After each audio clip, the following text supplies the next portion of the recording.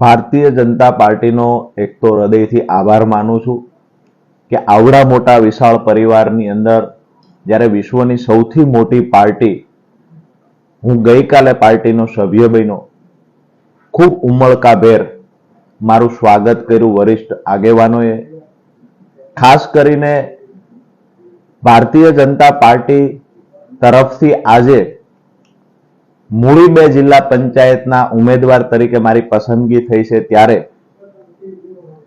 માન્ય ભૂપેન્દ્રભાઈ પટેલ, પ્રદેશ પ્રમુખ જગદીશભાઈ વિશ્વકર્મા, નાયબ મુખ્યમંત્રી હર્ષભાઈ સંઘવી, સુરેન્દ્રનગર જિલ્લા પ્રમુખ સહિત તમામ આગેવાનોનો હૃદયથી આભાર માનું છું.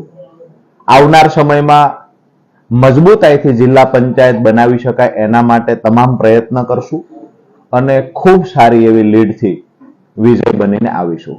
કયા મુદ્દા ધ્યાને રહેશે પ્રચાર દરમિયાન? ખાસ કરીને આ વિસ્તારમાં આમ તો માન્ય નરેન્દ્રભાઈના નેતૃત્વમાં ભારતીય જનતા પાર્ટી સતત વિકાસના કામો કરી રહી છે. દરેક ઘર સુધી, દરેક ખેતર સુધી વિકાસના કામ પહોંચાડવાના ભારતીય જનતા પાર્ટીને ગુજરાત સરકાર દ્વારા પણ કરવામાં આવ્યા છે.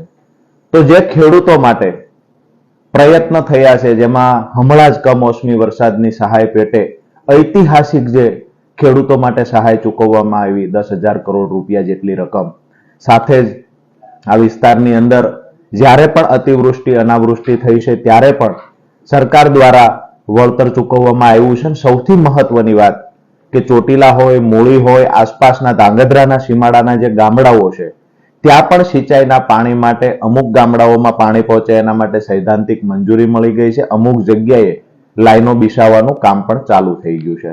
એટલે કે ખેડૂતના ખેતર સુધી પાણી પહોંચાડવાનું જે એક સ્વપ્ન અમે ખેડૂતોએ જોયું હતું કે અમારા ખેતર સુધી ક્યારે પાણી પહોંચશે, તો આ રાજ્યની ભારતીય જનતા પાર્ટીની સરકારે આ કામ કર્યું છે.